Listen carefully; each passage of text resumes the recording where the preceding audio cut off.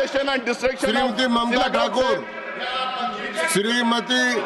Shrimati Mamata Thakur, sir আপনাকে ধন্যবাদ জানিয়ে বলছি no please, Shrimati Mamata Thakur, sir আপনাকে ধন্যবাদ श्रीमती জানিয়ে ममता বলছি, ठाकुर, तो आप शुरू करें। अंकित नहीं होगा, भारतीय तृणमूल आपका कांग्रेस प्रथम रिकॉर्ड में नहीं आएगा।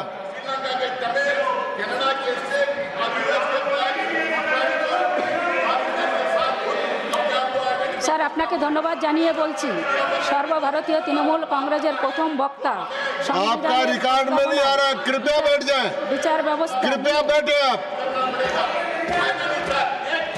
नो एट ऑल, कृपया बैठ जाएं। श्रीमती ममता ठाकुर, স্যার আপনাকে ধন্যবাদ জানিয়ে বলছি সর্বভারতীয়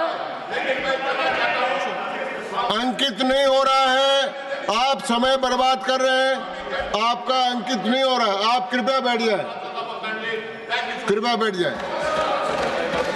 श्रीमती ममता ठाकुर, मेरा टाइम ठीक कीजिए স্যার। স্যার আপনাকে ধন্যবাদ জানিয়ে বলছি শ্রীমতী মমতা সর্বভারতীয় ঠাকুর তৃণমূল বাঙালি কংগ্রেসের বলেন। প্রথম বক্তা সংবিধানের প্রস্তাবনায় বিচার ব্যবস্থা নিয়ে তার বক্তব্য রেখেছেন। আমাদের দ্বিতীয় বক্তা সংবিধানের প্রস্তাবনা 7 minutes একটি গুরুত্বপূর্ণ উপাদান। আমরা ভারতের নাগরিক বিষয়ে বলেছেন। আমি সংবিধানের প্রস্তাবনা থেকে তৃতীয় উপাদানের উপর আলোকপাত করতে চাই।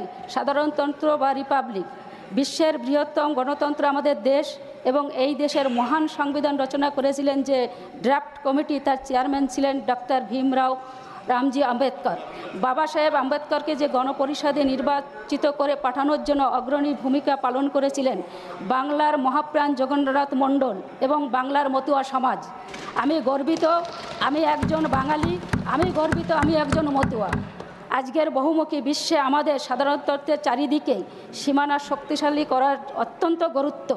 আমাদের সার্বভৌম ভূখণ্ডে দখলদারিত্ব, আমাদের সৈন্যদের উপরে আক্রমণ, আগ্রাসী উদাসন এবং সীমান্তে অবিরত খণ্ডযুদ্ধ অবিলম্বে মনোযোগের দাবি রাখে।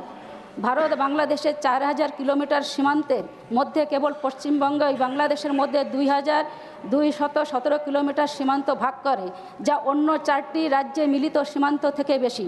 বাংলাদেশের সংখ্যালঘু এবং তাদের উপাসনালয়ের উপর সাম্প্রতিক সহিংসতার ঘটনাগুলি গভীর উদ্বেগজনক এবং নিন্দনীয়।